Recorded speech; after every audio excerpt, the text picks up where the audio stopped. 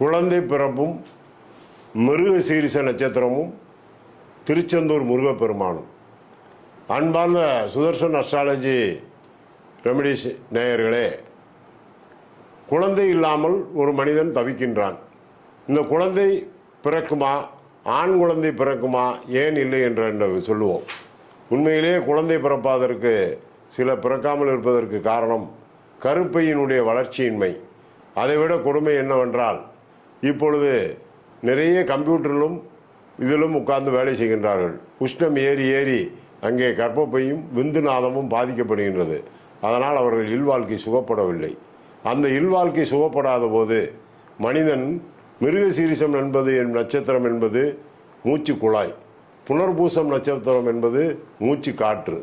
அப்படி இருக்கும் பொழுது இந்த மூச்சு சரியாக 72,000 மூச்சுகள் நாம் விடமாட்டோம். அதனால் அங்கே அவர்களுக்கு ஒரு குறைபாடு வருகின்றது. இந்த மிருக சீரிசம் நட்சத்திரத்தன்று திருச்செந்தூர் முருகப்பெருமானுக்கு வழிபாடு செய்து, அங்கே இருக்கின்ற வீரபாகத்தேவர் சிலைக்கு வழிபாடு செய்து, அங்கே இருக்கின்ற குரு பகவானை வழிபாடு செய்தால் கண்டிப்பாக குழந்தை பிறக்கும். அது மிருக சீரிசம் நட்சத்திரத்திலே செய்ய வேண்டும். செவ்வாய்க்கிழமை மிருக சீரிசம் நட்சத்திரம் சேர்ந்து வந்தால் மிக உத்தமம். அந்த உத்தமமான இடத்திலே நாம் என்ன செய்ய வேண்டும்?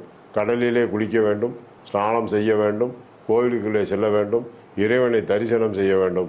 தரிசனம் செய்து வந்தபின் ஆரஞ்சு ஜூஸ்க்கு அவ்வளோ பெரிய ஒரு மரியாதை இருக்குது. ஒரு புற்றுநோயை தீர்க்க வைக்கக்கூடிய தகுதி அதற்கு உண்டு. சங்கரன் கோயிலில் இருக்கின்ற புற்றுமண்ணை எடுத்து சில விஷயங்களை சொல்லுகின்றார்கள். அதை அடுத்த ஒரு சப்ஜெக்டில் சொல்லுகின்றேன். மிருக சீரிசம் நட்சத்திரம் என்பது அழகான நட்சத்திரம். அதற்கு நீங்கள் திருச்செந்தூர் முருகப்பெருமான் வழிபாடு செய்து அங்கே சென்று நான் சொன்னது போல் ஆரஞ்சு ஜூஸை கொடுங்கள், குரு பகவானை வழிபாடு செய்யுங்கள். முடிந்தால் 5 தேங்காயை கட்டி குரு பகவானுக்கு மாலையாக போடுங்கள்.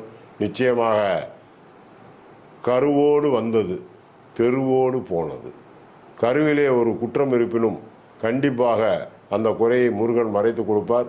உண்மையான குமரகுருபர் பேசியது அந்த முருகப்பெருமான் அருளால் அல்லவா? சற்று யோசித்து பாருங்கள். அதனால் குழந்தை நிச்சயம் உண்டு உண்டு உண்டு.